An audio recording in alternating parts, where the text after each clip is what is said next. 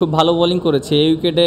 যেভাবে ওরা খেলেছিল সেই অনুযায়ী অনেক ভালো বোলিং করেছে এবং আসলে দেখেন যে তার তো অনেক এক্সপিরিয়েন্স আছে এবং ওরা যেভাবে খেলেছে টি-20-র মেজাজে খেলেছে এবং সে তো টি-20-তে অনেক সাকসেস হয়েছে এবং ধরতে পেরেছে। যেহেতু আমরা ফার্স্টের দিকে পেস বলার শুরু করেছি, আমি বল করেছি, ওখানে কি সিচুয়েশন সেটা ফার্স্ট ওভারই সে অ্যাডাপ্ট করতে পেরেছে, এর জন্য খুব ভালো বোলিং করেছে।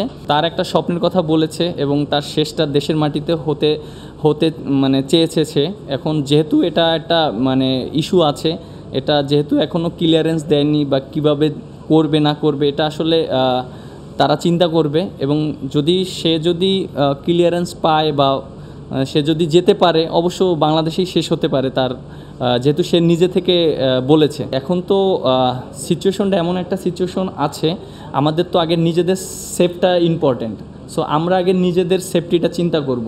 আমরা চেষ্টা করব যে আমরা যত সময় ব্যাটিং করতে পারি এবং এটা আমাদের জন্য ভালো হবে, টিমের জন্য ভালো হবে। সাকিব ভাই কিন্তু অনেক আগে থেকেই বলেছিল এবং আমরা সেটা জানতাম। অনেক আগে থেকেই সে বলেছিল যে সে কীভাবে টেস্ট ক্রিকেট থেকে বিদায় নিতে চায়। এটা এমন না যে হুট করে বলেছে, অনেক আগে থেকেই আমরা জানতাম জিনিসটা।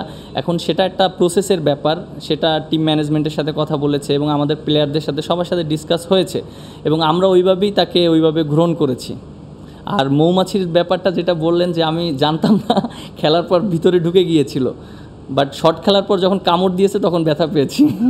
জেতার জন্য খেলতে গেলে তো আরও সময় দরকার, একদিন সময় আছে। এখন আমরা ব্যাটিং করে একটা টার্গেট দিব, তারপরে আবার 10 উইকেট নিতে হবে, এটা অনেক পরের ব্যাপার। আমাদের জন্য যে জিনিসটা জেতার চিন্তা না করে আগে আমাদের নিজেদের সেফটিটা অনেক ইম্পর্টেন্ট। আমরা চেষ্টা করব যে আমাদের ব্যাটসম্যানরা যারা আছে কালকের দিনটা যেন আমরা লং টাইম ব্যাটিং করতে পারি, আর একটা সিচুয়েশন যখন ঘটে যাবে তখন হয়তো আমরা জেতার জন্য খেলবো। বাট একটা টেস্ট ক্রিকেটে দেখেন যে আপনি যখন আপনি ভালো জায়গায় নিতে চান তখন আগে নিজের বেস্ট জিনিসগুলো ভালো করতে হয়।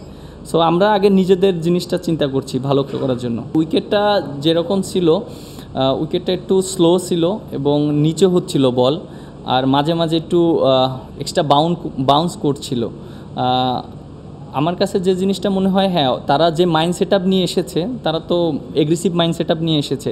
এটা আমাদের জন্য একটু ডিফিকাল্ট ছিল, কারণ টেস্ট ক্রিকেটে দেখেন যে আপনি হয়তো আপনি ওয়ান ডে টি-20 খেলেন, একটা সময় থাকে নির্দিষ্ট যে এই ওভার পর্যন্ত খেলতে হবে, বাট টেস্ট ক্রিকেটে তো এরকম সময় নাই।